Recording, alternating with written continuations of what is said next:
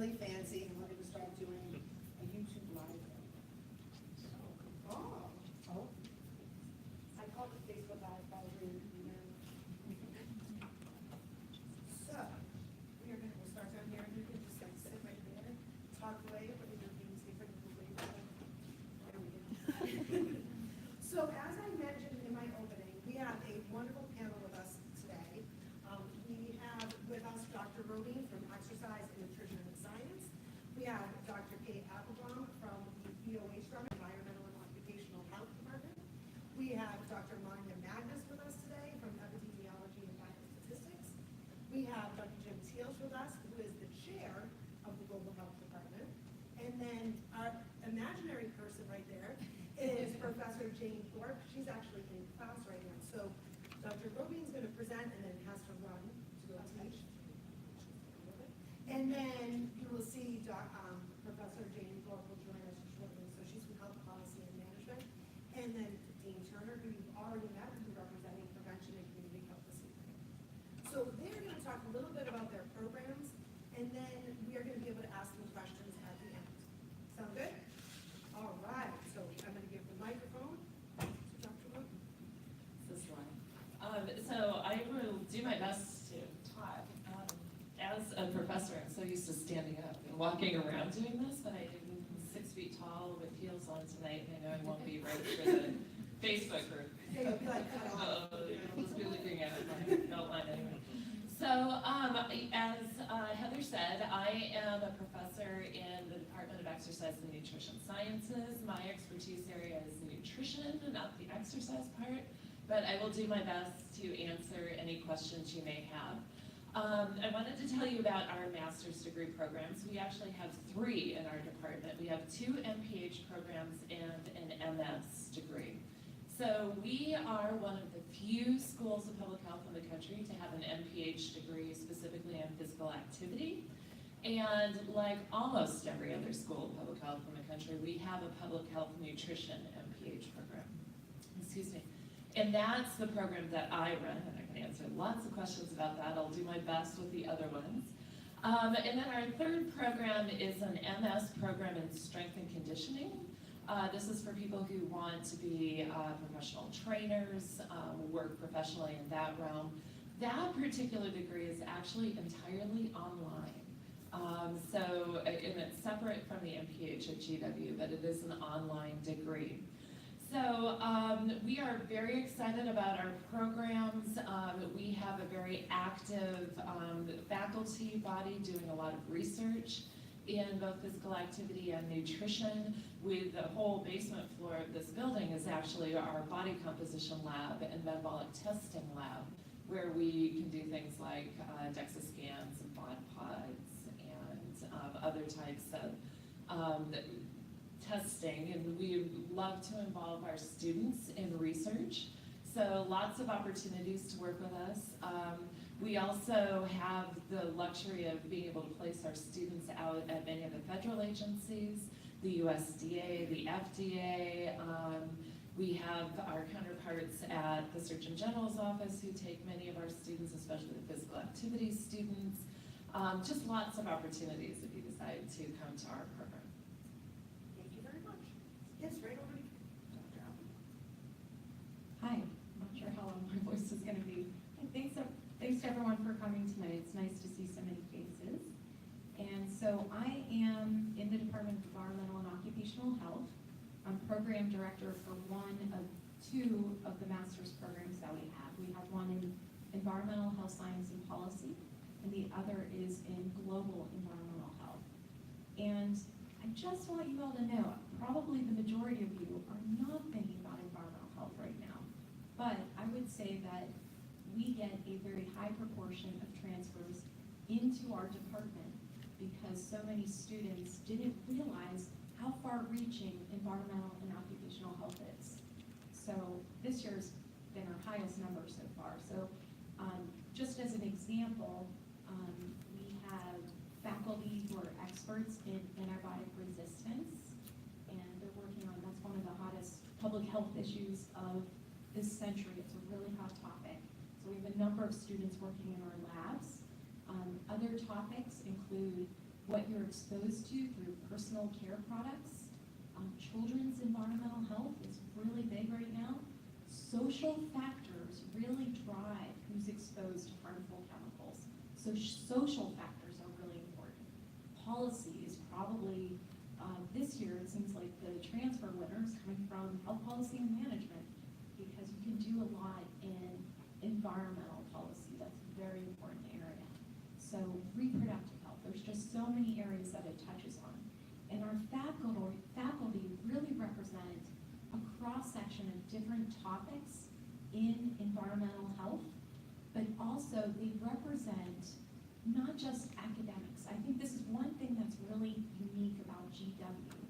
Our faculty have worked in the military, they've worked in the government, they've worked in nonprofits, we have sociologists, we have toxicologists, policy experts. There's so much in public health. We have even an Emmy-winning film producer in our department. So messaging is really important. Another thing about our department and being at GW, which I think is absolutely fantastic, are the practicum opportunities. So I think of GW as a school where you're not just starting your career in public health through education. This is a place where you begin your actual career, your contacts. So many students in our department I've seen, they pick up an internship, maybe they do a practicum, and it really launches things for them.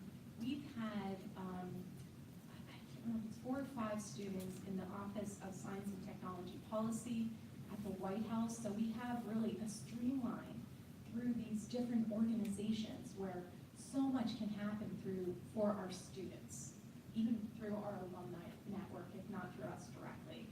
So it's really remarkable. I'm always in awe of what our students can find to do outside of GW, but then they bring that experience back into class. And it's really just this nice synergy that we see. And I don't want to take up more time, but I brought a list of examples of places where people have been, so if this is of interest to you, I'm happy to discuss more later. Thank you. Dr. Mathis. Hi, everybody. How are you tonight? Does anybody know what epidemiology is? Raise your hand. Excellent. Biostatistics? Excellent. So, always as a counter, myself as an epidemiologist, I'm always interested in counting, so that's my first pass. So thanks to the admissions department led by Heather, this is actually the first time we've done this without PowerPoint, so you should consider yourselves extremely lucky because there's no PowerPoint involved. And as a result, I try to be very creative because epidemiologists often are considered uncreative, but in fact we're also very creative. So I'm going to do a top 10 list, reverse order, like David Letterman, if ever you're old enough to remember Letterman. So we're counters, I'm going to help count. So $8.5 million. This is the research expenditures in the Department of Epidemiology and Biostatistics in 2017. That's how much money we have going out in research. Many departments have lots of research here, but these research dollars allow us to hire you as students and give you great opportunities. 3,100 students taught in our classes in the last year alone. We have 108 graduate teaching assistants for 104 courses. So that means we teach a lot of students because these are the foundational requirements of public health. Everyone needs epidemiology and biostatistics. And what's great about these opportunities are, as you're an advanced master's student, we also give you the chance to help teach our students and learn the material even more with depth. We have 163 students in our MPH, MS programs, and our PhD programs. We have 7 programs overall. You can learn about these on the web. But briefly, we have an MPH in epidemiology and biostatistics. We have an MS in epidemiology and biostatistics. We have a PhD in epidemiology and a PhD in biostatistics that we administer through the Columbian College. We also have a really awesome degree called the MSPH MEID program, which is a terrible acronym, but an amazing program, which integrates public health and lab science. So if you want to do public health, bench science, emerging pathogens, that's a great program for you while you learn epidemiologic methodology. We have hundreds, literally hundreds of practicum and CE sites as well as the rest of the school. We have 86 Practicum Research Fellowship Awards that we have given to our students, along with 42 Student Research Awards. These are dollars that are competitively funded to help ensure that you get to do practicum experiences around the world and domestically, and we pay for those. They're competitive, but we give a lot of them out. So we've given 86 of them research-reviewed facilities. We have 51 paid and full and part-time research staff. 20 are MPH students. I just talked too much. I'm almost done. 28 of them are MPH students, and we've had 64 students working with us in our research programs in the last 2 years. We have 38 full-time faculty here and at the biostatistics department up near NIH, where we put lots and lots of new students over there for practicum and culminating experiences. We have 8 optional focus areas, which you can learn about on the web. Those are not mandatory, but they give you a sense of what classes we offer. We have 7 full-time administrative staff to help you deal with all the stuff people have to deal with, like pay stuff, which is hard. They help us. Most importantly, we have 3 parts of our mission: to serve you and to the community at large. Educational, we run a nationally recognized and internationally recognized research program, and to foster public health overall through the basic foundations of public health, which are epidemiology and biostatistics and lab science. We have 2 amazing new laboratories in the Science and Engineering Hall. Dr. Ghosh and Dr. Jordan are epidemiology faculty. They're doing amazing work, and if you want to learn about that through the MS program, MS-PhD MEIT program, they're incredible. And finally, we really offer an amazing place to learn the fundamental skills you need to be a public health practitioner, whether you want to work here in DC or around the world. These are the skills in public health you need. So this is very broad and very fast, but I'm here to answer questions if you have any. Thanks so much. Thank you. So I guess I have to talk quickly. No, we have plenty of time. So, You guys are going so fast. I'm gonna have to first, talk. welcome everybody. We're delighted you're here. Tomorrow, just as a point of reference, it is World Malaria Day as of tomorrow. And tomorrow we have a significant session that we serve as a secretariat for at the Pan American Health Organization. That's the Malaria Champions in the Americas Award. So that will start around noon, 1 o'clock tomorrow afternoon down in Tahoe, which is just about 3 or 4 blocks away from here, and houses many of our students, both in a variety of different departments, doing both internships and practicum experiences at Tahoe. Our department is one of the smaller departments in the school. We have in the range of about 20 full-time faculty, and we run really 4 different programs now. We run a program, an MPH program in global health policy. We're here in DC. You can't not think about global health policy in DC, right? I mean, this is one of the centers in the world outside of London and Geneva, Switzerland, where policy is made that has huge implications worldwide.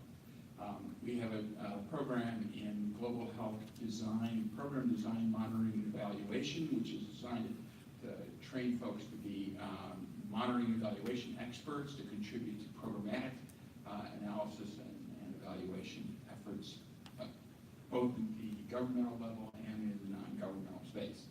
We have a joint program with epidemiology biostatistics on global health epidemiology and disease control, focuses on taking epidemiologic principles and applying them as strategies for disease control, as both infectious and chronic disease control strategies going forward. And then our 4th program, which will start in the fall of 2019, is a program in health and humanitarian settings.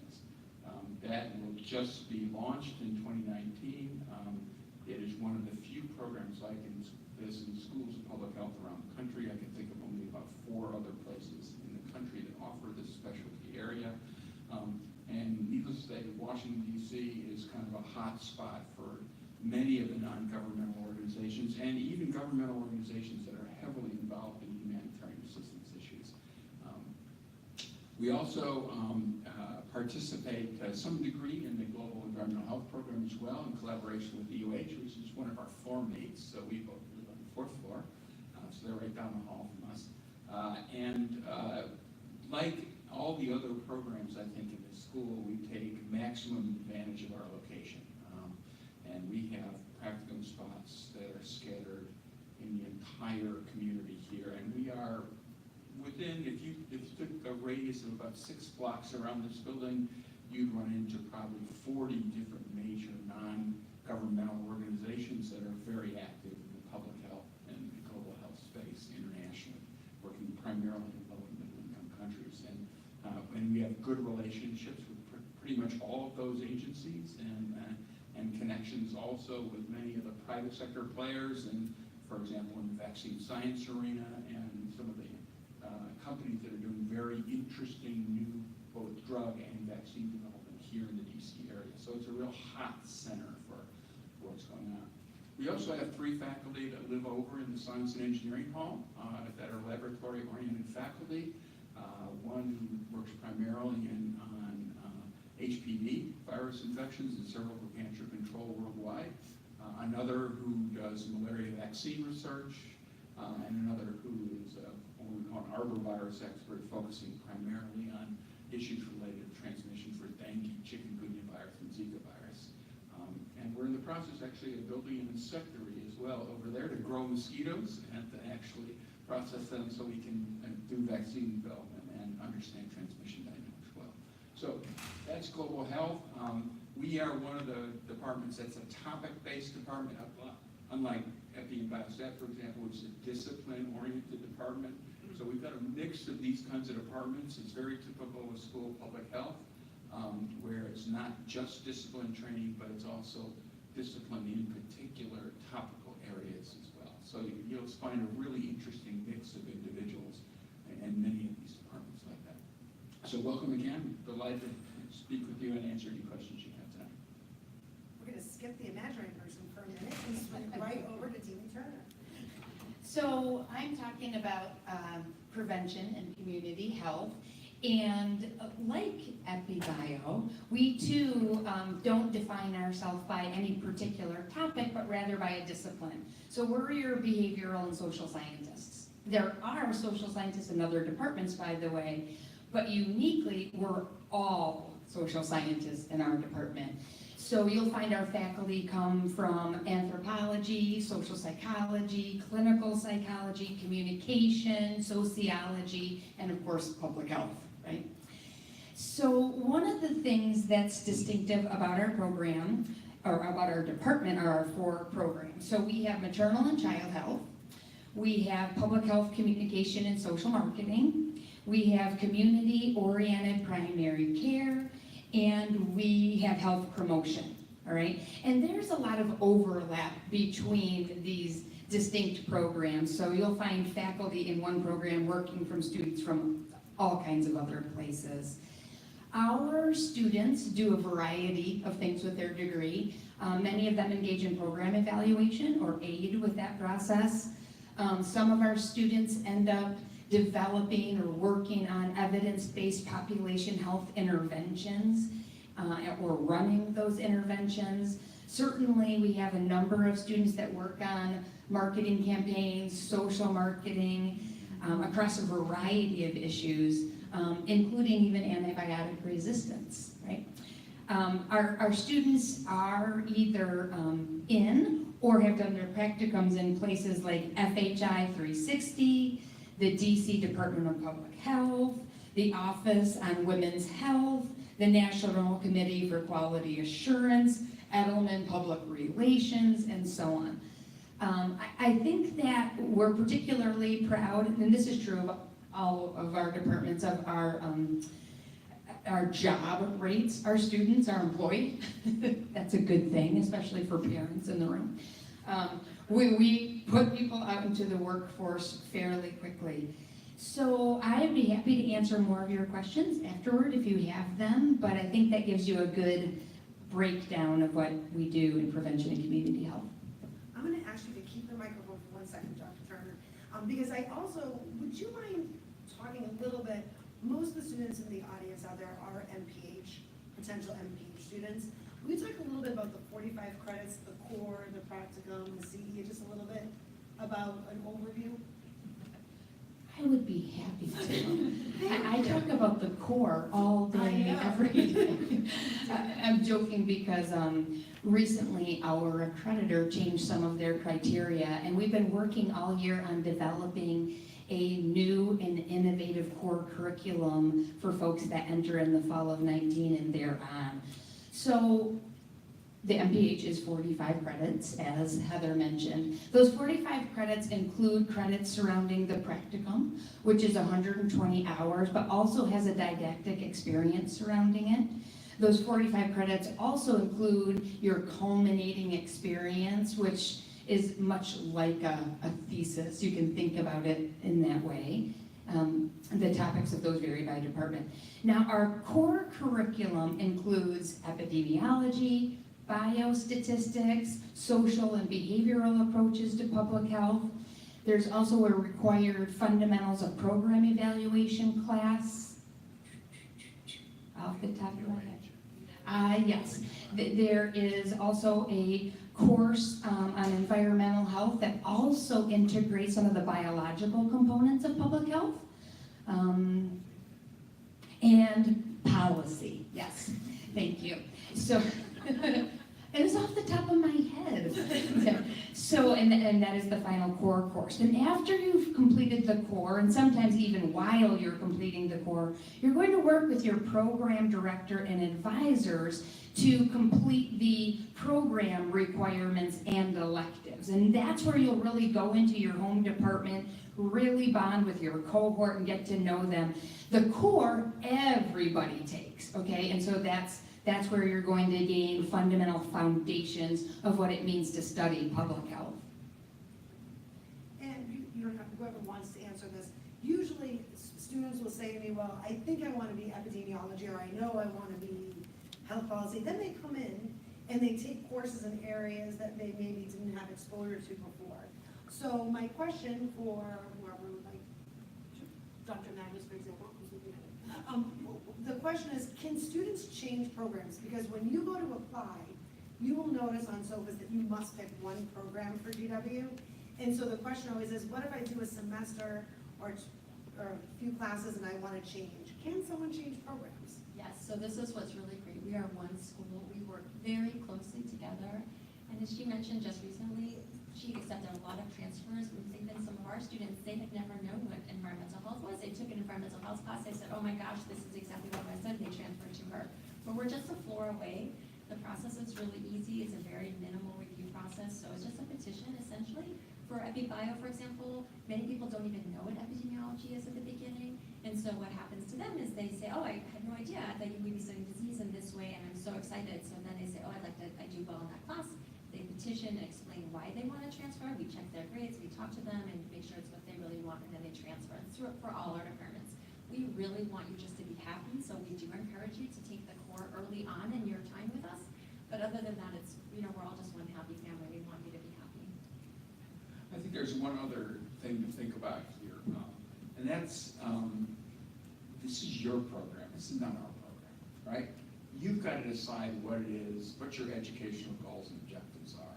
And the faculty are here, and the programs that we've designed are here to help you kind of guide you along your own path to achieving your own educational goals and objectives. So this is, and you need to feel that in your gut. You need to feel that ownership in your gut, because we're going to treat you like adult learners, and you're going to have responsibility for taking care of the business that gets you through and satisfies your own educational goals and objectives. And one of the ways you do that is by this transfer process, when you realize that really your educational goals and objectives are going to be met better in another program. So, and that's fine with us. Can I just add, there's one exception to that. Our public health nutrition MPH program, we do not allow people to transfer in. Because we also follow another accrediting body for the graduate programs in public health nutrition that have a lot of prerequisite course requirements to enter the program. We only allow students to enter in the fall of every year, and because of the sequence of courses, we don't allow students to transfer in. So if you're interested, I'm more than happy to talk with you about our program and that prerequisite ahead of time, but we are the one exception to that. Come on. Professor Jane Thorpe. I just also wanted to add that not only are we flexible in the ways you just heard, but there are also a number of times when students in a particular program do their culminating experience with a faculty from a different department or program. So just using myself for an example, because I'm familiar with what I'm doing, I've worked with a number of global health students. I have an epidemiology student on my research team right now. I've worked with a number of nutrition students. So we really want you to figure out who you are, and we're going to work with you to make that happen. So Professor Jane Thorpe is here fresh out of class from our Health Policy and Management Department. Professor Thorpe, we just want you to realize too that you are on video right now. So everyone's sitting and just talking into it, we're YouTube live. So that's what you have to sit into it. So whenever you're ready. Sorry to be late, but I'm thrilled to be here. I was rushing out of class, and of course, it was one of those days where there were questions because final papers and presentations are coming up. So lots of excitement, lots of anticipation, but also concern about what's due and when it's coming due as we enter into the holiday season and final season. So I'm thrilled to be here on behalf of the Department of Health Policy and Management. We are, since 2015, we have been a merged department focusing on policy and policy analysis and development, as well as management and leadership in the healthcare field. We are a very practice-oriented department in that a number of our faculty members in particular have come from the public and private sector. I'm a perfect example of that. I'm actually a lawyer by training who found my way to policy and academia in a later iteration of my career, and it's been the most fabulous change that I have made. So the other thing I would say quickly is, follow your path, but your path may take interesting turns, and you never know what's right around the corner that will be available, which is a perfect segue to say, this is an amazing place to get your MPH or your MHA, because my department offers both a Master's in Public Health and Health Policy, as well as a Master's in Health Administration degree. But here in DC, we are really at the epicenter of what's happening in health and healthcare. And you have access not only to amazing faculty, but also to your peers, the students in your classes who are working, they're doing internships, they're doing residencies on the Hill, at think tanks, with consulting organizations. They're working with other students and faculty across the school. They're working in our department. So being here is like, it's not just watching the play, it's actually being the actors and actresses in the play. It's just and with healthcare in such a dynamic environment right now, it's a wonderful place to be. A little bit more about our department. We have about 38 faculty that are full-time here in residence, and then we have actually over 100 adjunct faculty, which also ties into being in the Washington, D.C. area. That's an unusually large number of adjunct faculty. But because we have access to folks who are working at the Hill, working at different organizations across town, you can walk from here to a number of different public health organizations, government agencies, etc. And not only do our faculty come from these organizations, but our students are working in these organizations, and we really encourage that. And to that end, actually, most of our classes don't start before 4:10 in the afternoon, so our students can really take advantage of working. We also have, we offer multiple degree programs. Residentially, we offer, as I said, a Master of Public Health and Health Policy. We also have a Master of Health Administration. I do want to point out as well with our Master of Health Administration, it's a 3-year degree, and that 3rd year is actually spent working in the field. So our students actually go across the country and are working on site for a health system or other health industry stakeholder, and it's really an incredible experience. We're one of only 7 schools actually that still offers that residency component, and it's fantastic. It really launches new folks to the field into their careers. We also have doctoral degrees. We have a Doctor in Public Health degree in Health Policy, which we have a number of students who matriculate into that program every other year, really focus on practice and leadership in the field of public health. And I'm thrilled to announce that we are actually accepting applications now for our PhD in Health Policy that will launch in the fall of 19. And we're thrilled to have this. Is just been voted on by the Board of Trustees last month. So as you can tell, we're still very, very excited and hoping for a wonderful group of students. It's been a long journey to bring the PhD into our department, so we're very excited about that. We also are actively engaged in online. We offer, we have an MHA online version that's designed for professional learners, folks who have typically more than 3 or 5 years of experience working in the field. And we also have a health informatics degree online as well, designed for professional learners. One of the things that we're doing is we've recognized that across the healthcare continuum in both policy as well as management, there's a desire for courses that may be offered in a health informatics venue or in a management venue. And we're trying to create opportunities to allow our students to really take courses across these various programs. And of course, that option exists across all the departments too with your electives. We also have certificates. What my favorite in particular is healthcare corporate compliance, so if anyone's interested in program integrity and fraud and abuse with Medicare and Medicaid, come talk to me. And we also do joint degree programs with other schools, so a lot of our students may be getting a JD MPH or an MD MPH, and we really encourage those intersections as well, and like to work with not only faculty, but also students in those other schools. One of the big issues I think we're supposed to talk about is practicums and CEs. All of our health policy students do a practicum, which is a minimum of 120 hours across the field. And we really encourage folks, even folks who are currently working in the field, to take that opportunity and try something new, right? It's probably the one time in your career where you can actually say, I'm gonna go try this for a short amount of time, and if I love it, great, and if I don't love it, that's fine too. We have a number of students who will try working on the Hill, and some of them come back and are like, oh my gosh, working for the Senate Finance Committee was the best experience of my life. I've had other students come back and say, I will never, ever go back to the Hill. So it really is an opportunity to sort of explore what you want to do, make connections, and be working in the field as part of your degree program. As I mentioned on our MHA side, the Master of Health Administration, they do a year-long residency. So in their third year, you're actually off-site working with a health system or a hospital system and engaged working directly with them, and those positions are paid as well. Some examples of where students do their practicums, as I mentioned, Hill agencies are a popular spot, but also different agencies within Health and Human Services. So we have folks who will go work for the agency responsible for Medicare and Medicaid, the agency responsible for health research and quality, the agency responsible for community health and community health centers. So really a broad range. We also have folks who go to think tanks or other different research organizations such as the Commonwealth Fund or Robert Johnson Foundation. And on the MHA side for the residency, as I said, they typically go to, for example, Cleveland Clinic. We have students who go to Johns Hopkins, Bayview Medical Center, really a range across the country of those. What all this culminates in is a very high placement rate post-graduation.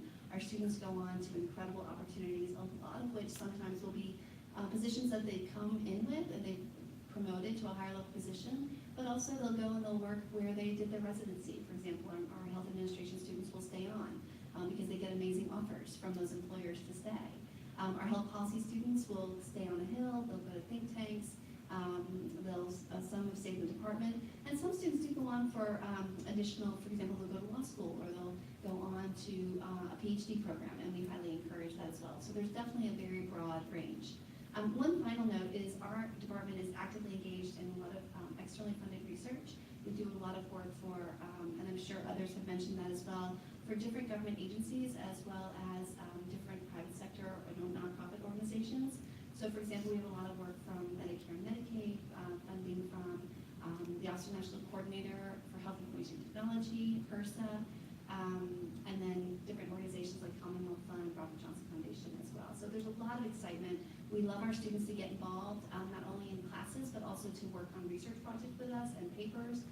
So we really welcome and engage that. And there's a number of different student groups also that focus on those opportunities and those intersections. I just had a meeting today with the MHA Student Association, which was great. It was a really nice conversation about what's working, some things that we could improve upon, and then just a nice way to gather and connect. So with that, thank you. And again, I apologize that I was late. No, you were perfect. Thank you so much. All right, now they are here for you. What questions do you have? What will happen is when you raise your hands, I'll call on you. I'm going to repeat the question in case anyone's watching out there, and then you guys will answer the question. Yes. Thank you. Hi, I'm Crystal. I'm from Auburn, Alabama. I have two questions, but the first question is about the PhD program.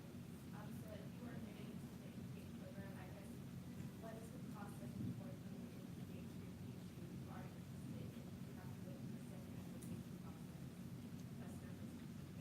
Why don't we start there? Now, are you looking at Professor Thorpe, so you're thinking health policy? Well, I was getting into the education and Okay. So the question is, so some students are applying for their MPH, but we also have PhD or doctoral programs. Is there a way to go straight through and do them? Do you have to do separate applications? What's the process to go from MPH and beyond? Well, first of all, congratulations. I'm so happy, so we're happy to answer any questions you have. You've chosen a great department. But one thing that's really great is that if the GW as a whole accepts a certain amount of transfer credits from a master's program. That's wherever you did your master's work prior to. There is a separate application process. But the great thing is if you're in our department, you can put you in touch with Dr. Cleary, who's the program director, you'll take classes with him, you'll get a chance to talk with all of us about our recommendations. And we also will give you an honest appraisal about not just GW, but there are many great PhD programs in epidemiology out there. So we'll help direct you to the one that's best suited to your specific areas of interest and who you want to work with, because a lot of their doctoral work is really based on who you pair with, what research they have, and if it's consistent with what you want to do. So we'll help you find that. But if you do want to come with us, we do accept basically your whole master's is accepted as transfer credits towards a PhD. So it's like you've knocked out not all of your coursework, but some significant chunk of your coursework. One thing I noticed when I was putting together the slides, which I had like the imaginary slides that some people can't see, but what I noticed a lot when you look at the people on our panel is a lot of you had PhDs and MPHs or some other masters. Did you do them? What order did you do them in? Did you get your MPH first then? And Well, I never did an MPH. I did a master's of health science in epidemiology and then my PhD in epidemiology. So I kind of went through kind of the same kind of thing. I think you'll find that most doctoral degrees, especially PhD degrees in the public health space, will not admit you directly out of undergraduate school. They want to see a master's degree first. The only exception is in the laboratory sciences, I think. The lab sciences often will admit you straight out of a bachelor's degree program. But certainly that was my case. I had to do the master's degree, prove myself first, and then apply to the PhD program. Maybe a different type of master's and stuff coming from an MS program. And I just told her at PhD programs that can go straight to my MS, my PhD, and then have to do it. What's your MS in? So it's really going to depend what you don't need a MPH. What you need is prior training at the master's level in public health.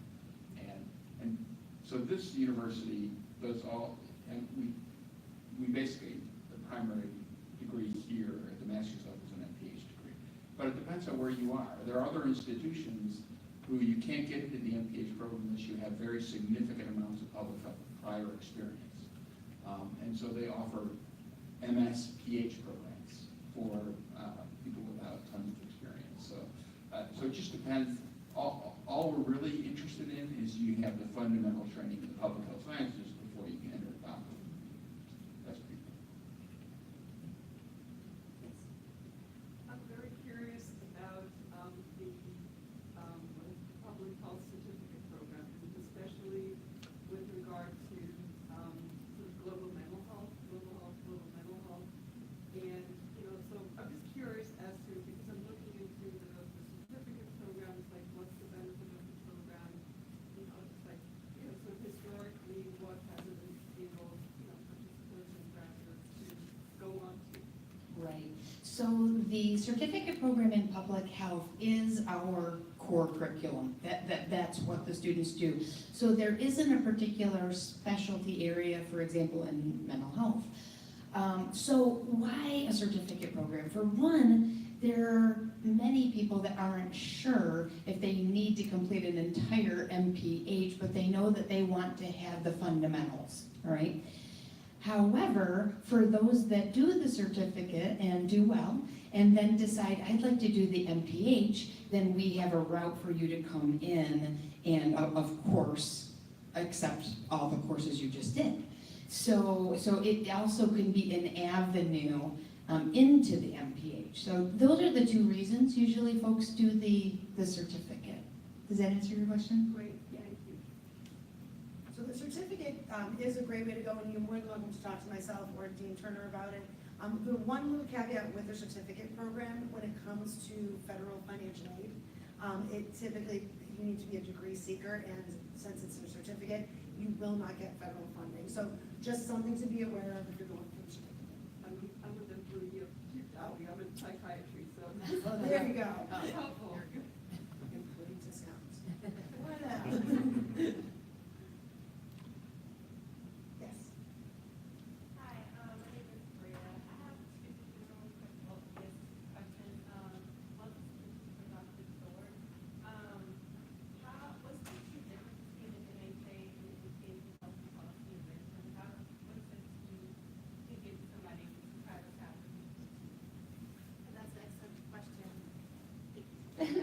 and one that we speak about a lot, actually. So they are fundamentally different degrees with different career paths, frankly. The MHA, the Master in Health Administration, those folks are oriented and are looking for positions to be managers, leaders within healthcare organizations. A lot of our students go on to work for a hospital or health systems in particular, as well as others. For example, we have a MHA student now working at the National Committee for Quality Assurance in a leadership role. So they're focused on organizational change, system change, and leadership of an institution or an organization, sort of being and driving that change within an organization. Our MPH in Health Policy degree is really focused on folks who are interested in identifying public health issues, creating solutions to those, developing and solving those issues or those problems, of which there are a number in our healthcare system today. So we have students who focus on a range of different issues, but health policy refers to the general practice of identifying issues within the healthcare system, and then thinking about, based on the resources and the, I call them levers, depending upon the organization's federal, state, public, private, et cetera, that may be responsible, what levers they have to pull that would create potential resolutions to that issue, and how do you then, very importantly, measure and evaluate the impact of that policy or policies. How do you actually create a change in particular? Our students who are MPH Health Policy students typically go work for different agencies at the federal or state level, or they go work for think tanks. Some of them will go on to consulting. For example, we have a number of folks who are working in the area of accountable care and accountable health in particular, and thinking about what policies are really important to take a more comprehensive view of health and healthcare, looking at the other issues, elements that may play an impact or a role on both individual and population health, and thinking about what policies could be developed and implemented that would actually support that more patient-centered, holistic patient approach at both the individual level, community level, and population level. And I see Professor Levy actually is here. He does a lot of work in that area in particular, so if folks are interested in that, I would definitely recommend speaking with him directly. Do you have a part two to that? Oh, right, what is it? This is one for the tournament talking about like how you can practice creating practice. You also need to talk about electives. Is that another way to work with the department? Sure, yeah. And I mentioned working with other departments in terms of your culminating experience. Your practicum will be done with an outside organization.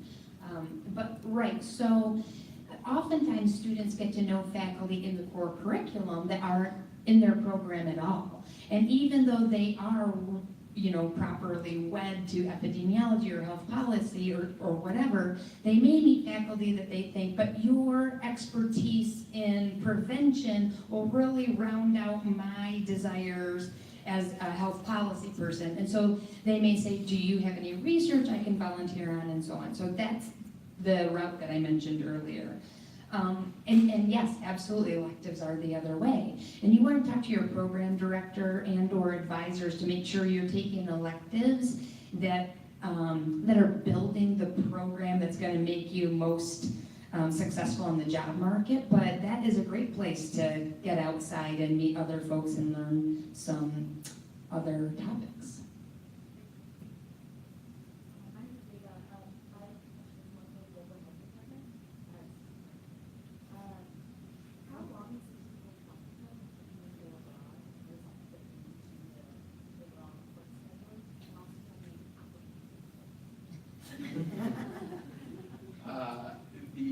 The practicum minimum is 120 hours. If we're going to go overseas, I don't suggest doing the minimum. I suggest doing much longer than that, especially if you're going to a lower middle income country in a field setting. If you're going to the WHO office for immunization programs, then 120 hours or a little bit more than that might be just fine. But if you're going out to get a real field-oriented public health experience, it's really important that you spend enough time there to realize all the interesting opportunities and challenges of actually delivering public health programs in those kinds of settings. So I'll give you just a straightforward answer. To go to my field site in southern Nepal, if you're not willing to commit 6 months, I'm going to let you go.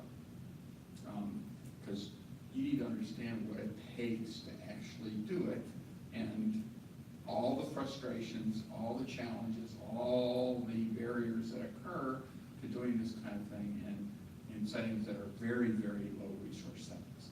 So you need to then figure out in your schedule if that's exactly what you want to do. You need to figure out your schedule, how to align, getting your coursework done in time for you to be able to do that.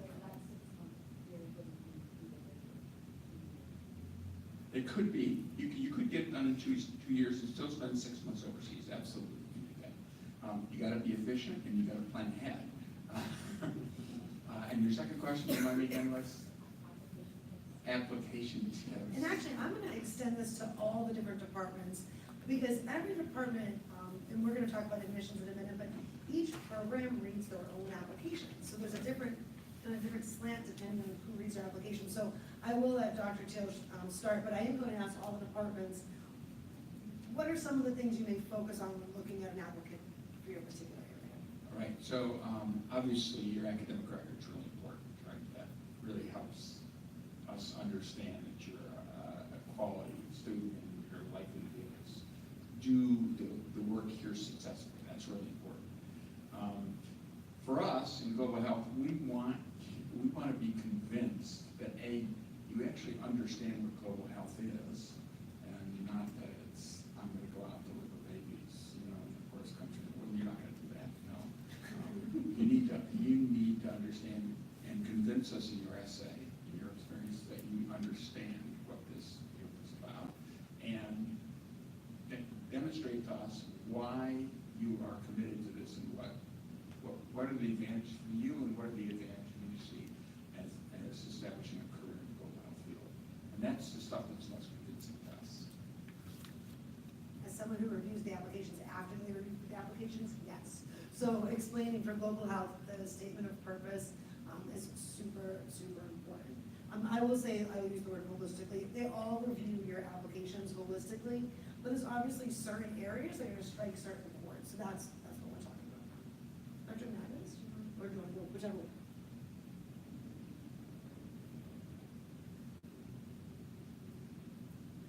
So I think if you looked up and down the hall of our faculty, and here at Foggy Bottom, for example, you would see epidemiologists who are completely only in their offices doing analysis all the time. Then you would see people who are never in their office because they're out in the field. We do HIV prevention trials, we're in the clinic, we're in Nicosia, we're in a van at 4 a.m, and then there's people in between. So there's no one type of epidemiologist and there's no one type of biostatistician. Just like has been said, there's many of us in all different departments and we're all using a skill set to do different things. So when we review your applications, we do a holistic review. We look at more than just your grades and your GREs. We really care about what you want to do, but we do care that you know what we do and what skill set you'll be using. So I think it's useful just to know, just to spend a little time on the website knowing what epidemiology is, biostatistics, and our amazing lab program. So just understanding what it is, the skills that you'll be using, and how you would want to show that passion for your public health life with that skill set is really important. I just think put your best foot forward. If you have publications, great, tell us about them. If you had field experiences, tell us about them. Get great recommendations. Those all help for, I think, all the departments. Just one more comment. I would, as a person where this school is almost exclusively, not exclusively, but mostly graduate students, we're looking for people who can demonstrate that they're highly motivated for doing this. They really understand what they're trying to accomplish. They've researched the variety of different educational institutions that can provide that. And there are some great places doing MPH. I mean, there's no question about it. GW is a great place, but we're not the only place that does it. And there are some other really good places. And you should know try to figure out what the strengths and weaknesses of each of those places are, and how, if you're applying to GW, how GW really satisfies the primary goals that you're trying to achieve.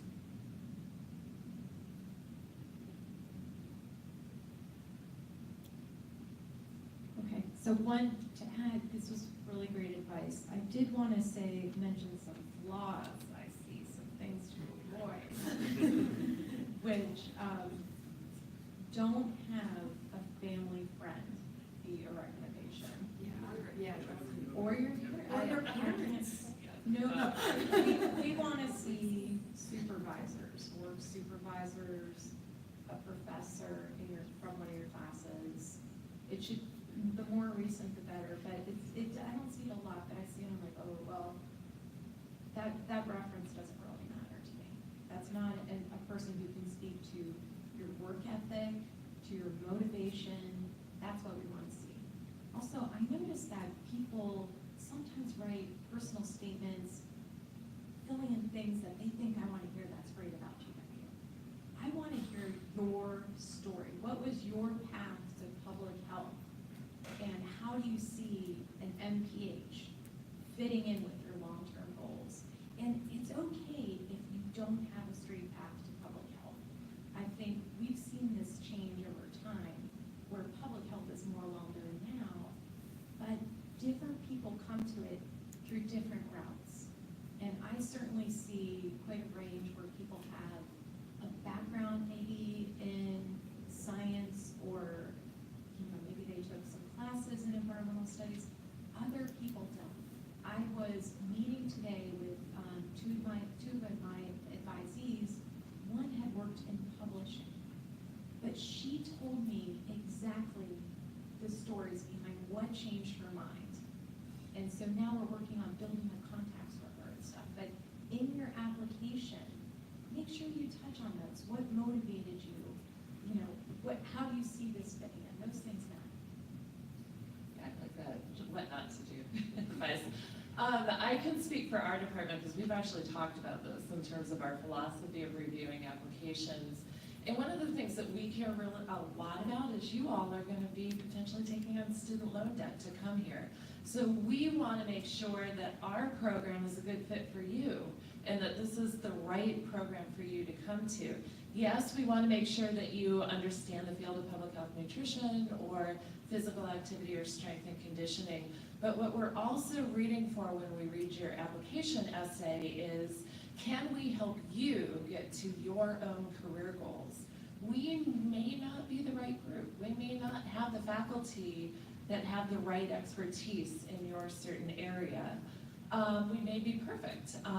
We may realize as we're reading your application, gee, you really should get a health promotions degree. That's really going to help you get to that next stage for your own career goals. So do please take your essay very seriously. We're looking at it, yes, to be aware that you understand what public health is and what we're doing and what you're signing up for. We're reading it to make sure that you are able to be a good professional communicator. You have some of those good writing skills. But again, it's a two-way street. You should be trying us on as much as we're trying you on. We want to make sure that if you're going to invest the money, you're happy and this is exactly what you need to get to that next step in your career.